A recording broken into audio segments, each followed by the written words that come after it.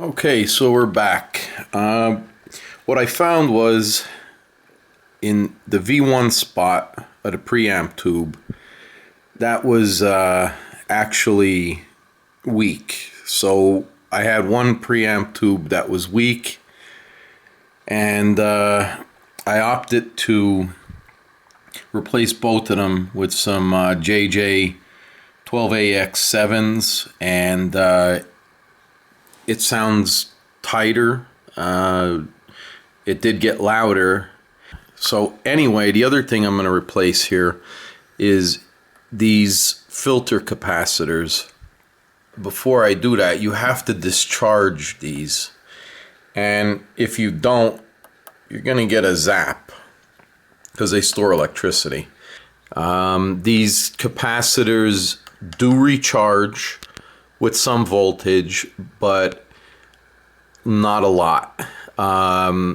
So once you discharge them, you're safe. And if it's only like 2 or 3 millivolts, you know, you're not going to get hurt. Another thing I want to say is these are radial capacitors.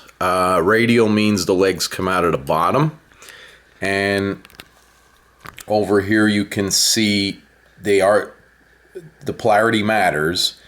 This right here, this one I don't know why is a little different, but all of them have little negatives, so that's your negative side. The other thing, let me see if I can get the light here. Right there, there's some what's called electronic silicone adhesive. So basically what that does is secure this capacitor to that board so they don't move. And you want to just put a dab after you take these out. Put a dab there. Note your polarity. And most importantly, make sure you discharge. And I'll show you that wire when I tune back in after I solder it up. Okay, so we got this all soldered up, and what it basically is little alligator clip.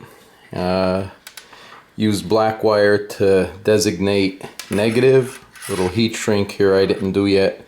And this, it doesn't have to be exactly a 10K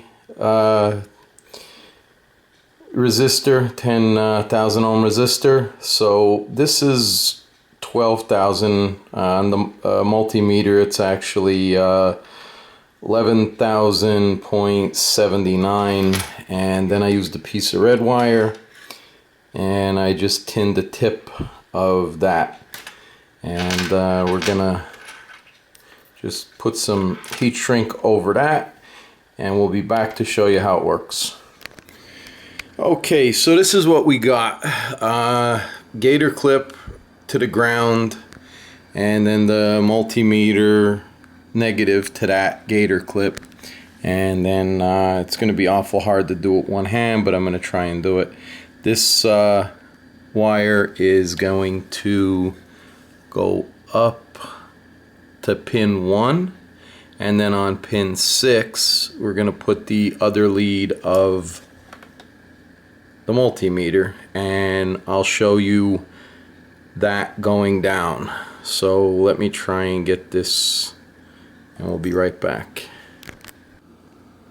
Okay, so now what we're gonna do is we're gonna touch this pin.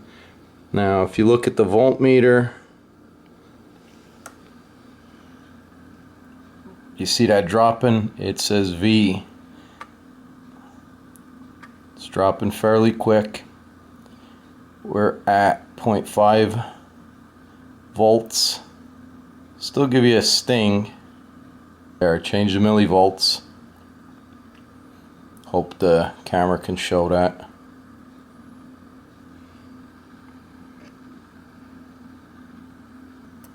What basically you want to do is have 0 voltage in here, and like I said, the capacitors will build up charge, so you know, you might want to check this after you unbolt it and discharge all your caps again.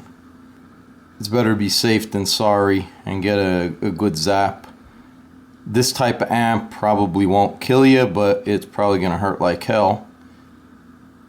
Now if you have a 100-watt head, I highly recommend you look that up before you start messing with it, because you can die. Okay, so that's about it for this part.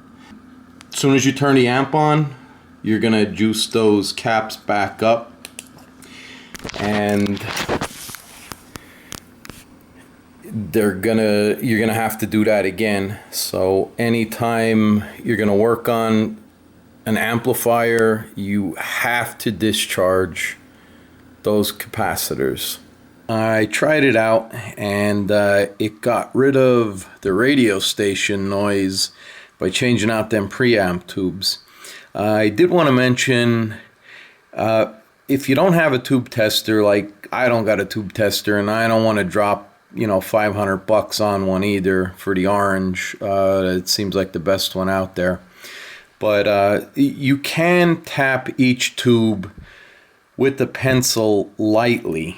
Now, if it's bad, it's going to be microphonic, and if you lightly tap it, it's going to be very loud. So you want to dime the amp basically with your volume, your preamp, your bass, middle, treble, your gain. You want to dime it, and then you want to lightly tap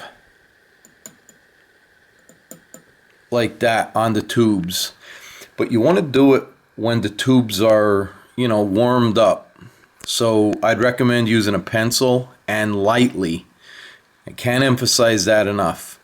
The other thing I do want to mention is these preamp tubes, these power tubes here, you need to get matched sets.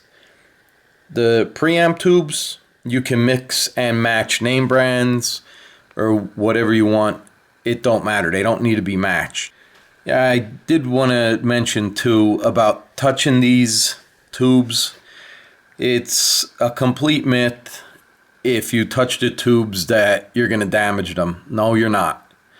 I usually wipe them off, you know, with a Scott towel or something, but you're not going to hurt them. You're not going to shorten the life. You're not going to create hot spots. That goes for halogen bulbs.